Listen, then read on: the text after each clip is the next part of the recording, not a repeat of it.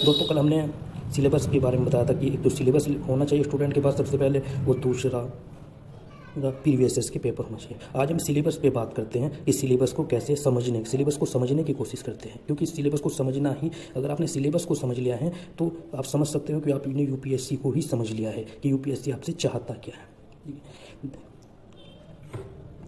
ठीक है दोस्तों, अब हम देखते हैं कि सिलेबस को यूपीएससी के, देखिए सामान्य तौर पे मैं आपको एक एक चरण के तरीके से बताऊंगा, ठीक है, एक एक बिल्कुल सिंपलीफाइड तरीके से बताऊंगा ताकि जो बिल्कुल शुरू से स्टूडेंट है उसकी भी समझ में आ जाए। देखिए ये हमारे पास सिलेबस है, ठीक है। सबसे पहले देखिए सामान्य तौर पे तो प्रीलिम्स होता है, मेंस होता है और इंटरव्यू होता है, ठीक है, मोटे तौर पे मैं बता रहा हूँ, ठीक है। प्रीलिम्स में 2 पेपर होते हैं, प्रीलिम्स में 2 पेपर होते हैं, एक जीएस का पेपर होता है और एक सीसेट का पेपर होता है, ठीक है। मेंस में जो है 9 पेपर होते हैं, जिसमें 4 जीएस के होते हैं, 2 पेपर ऑप्शनल के होते हैं, जिसमें एक ऑप्शनल होता है, उसके 2 पेपर होते हैं, और इसके अलावा एक अनिवार्य विषय हिंदी और इंग्लिश होते हैं, अनिवार्य विषय हिंदी और इंग्लिश होते हैं, और एक निबंध का पेपर होता है, ठीक है। दोस्तों आज हम प्रीलिम्स के सिलेबस पर चर्चा करते हैं। देखिए जब हम प्रीलिम्स का सिलेबस देखते हैं तो हमें पता है रहता है, ये मेरे सामने प्रीलिम्स का सिलेबस है, ठीक है। तो हमें, मैंने आपको जैसे पहले ही बता दें कि इसमें 2 पेपर होते हैं, ठीक है, ठीक है, एक 2 पेपर होते हैं इसमें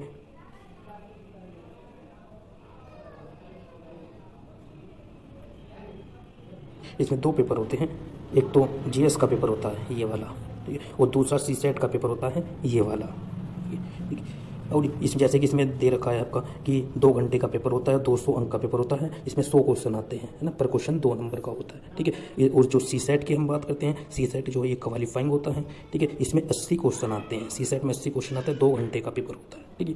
अब हम जीएस के पेपर को पे बात कर लेते हैं। मेरिट जो आपकी बनती है वो जीएस के पेपर से ही बनती है। अब हम जीएस के पेपर पर बात कर लेते हैं।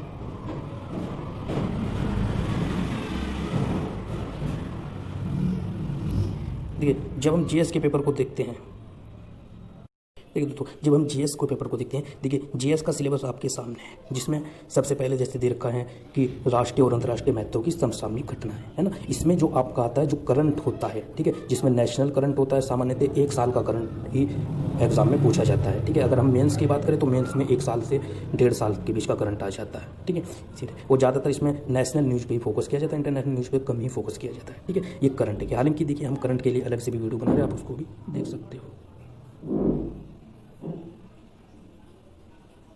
दूसरा है भारत का इतिहास और भारतीय राष्ट्रीय आंदोलन।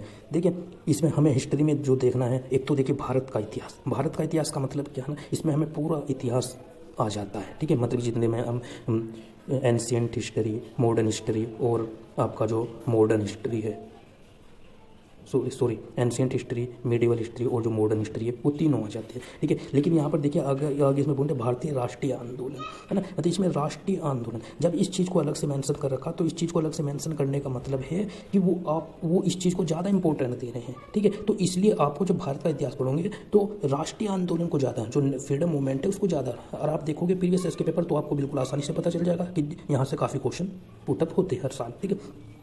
इसके बाद हम देखते हैं ज्योग्राफी में देखते हैं भारत एवं विश्व का भूगोल, ठीक है। पर देखिए अगर ज्योग्राफी की बात करते हैं, वैसे तो इसमें देख रखा है कि भारत और विश्व का प्राकृतिक, सामाजिक, आर्थिक भूगोल, लेकिन यहाँ पर ध्यान रखना ज़्यादातर जो क्वेश्चन आते हैं इसमें वो इंडियन ज्योग्राफी से आते हैं, ठीक है। और आजकल आप देख रहे हो कि मैप बेस्ड क्वेश्चन ज़्यादा आने लगे हैं, हालांकि मैं आगे कोशिश करूंगा कि मैप बेस्ड क्वेश्चन को कैसे टैकल किया जाए, ये मैप के माध्यम से ज्योग्राफी पढ़ाने की कोशिश करूंगा, ठीक है, आगे, ठीक है।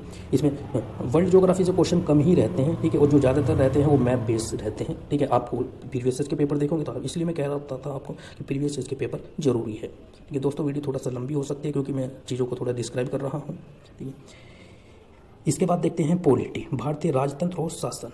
देखिए पॉलिटी में जब हम बात करते हैं, ठीक है, तो वही संविधान, राजनीतिक, पंचायती राज, लोक नीति, अधिकार, सबसे मेन चीज़ ये है कि जिस चीज़ को इसमें अलग से दिखा रखा, जैसे पंचायती, जैसे कि देखिए जब आप पॉलिटी पढ़ते हो, भारतीय राज व्यवस्था पढ़ते हो, तो उसमें तो आप सभी पढ़ोगे, पंचायती राज पढ़ोगे, लेकिन इसमें पंचायती राज अलग से है, इसका मतलब इसका इंपॉर्टेंस ज़्यादा है ना। जब आप पॉलिटी पढ़ो तो इन टॉपिक को और ज़्यादा इंपॉर्टेंट रूप से देखना चाहिए, ठीक है।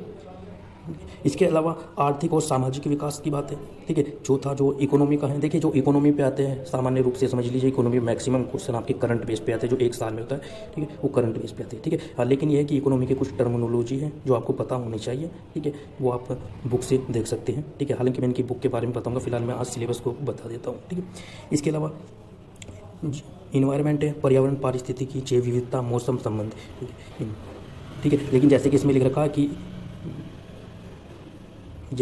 रखा कि जिनके लिए विषयगत विशेषज्ञता आवश्यक नहीं है, मतलब कि विशेषज्ञता, ठीक है। इसके अलावा सामान्य विज्ञान है, मतलब कि साइंस है। देखिए साइंस का ऐसा होता है कि साइंस में करंट की क्वेश्चन आते हैं, बेसिक पढ़ के कोई फ़ायदा नहीं है, लेकिन यह है कि थोड़ा बहुत आप इसके लिए कोई भी बुक पढ़ सकते हो सामान्य विज्ञान की, वो हाँ ठीक, वो पढ़े। लेकिन जनरली क्वेश्चन इसमें वैसे ही आते हैं, जैसे कि आप देखते हो, आप पिछले प्रीवियस के पेपर देखोगे तो इसमें क्वेश्चन करंट से ही आते हैं, करंट पेज पर आते हैं, ठीक है। तो ये दोस्तों ने जीएस के फर्स्ट पेपर की बात कही है, ठीक है। अच्छा, मैं अभी आपको साथ साथ ये भी बता देता हूँ कि आपको इसके लिए क्या क्या करना चाहिए, क्या क्या। देखिए सबसे पहले तो मैं आपको बताता हूँ, आप जो है दोस्तों, ठीक है, देखिए दोस्तों मैं बुक्स और सिलेबस के बारे में बाद में बताऊँगा इसमें, ठीक है।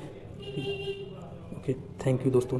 सब अच्छा लगे तो सब्सक्राइब कीजिए चैनल को और शेयर कीजिए, ठीक है। आगे मैं इस चीज़ को धीरे धीरे बताता चलूँगा। देखिए सबसे मेनली चीज़, जैसे मैंने सबसे स्टार्ट में ही बताया था कि समझना है। यूपीएससी को अगर आपने समझ लिया तो 50% लड़ाई तो आपने वहीं पर जीत ली है। समझना सबसे इम्पोर्टेंट है, अगर आप समझ ही नहीं पाओगे तो फिर यूपीएससी बहुत कठिन हो जाएगा। थैंक यू दोस्तों।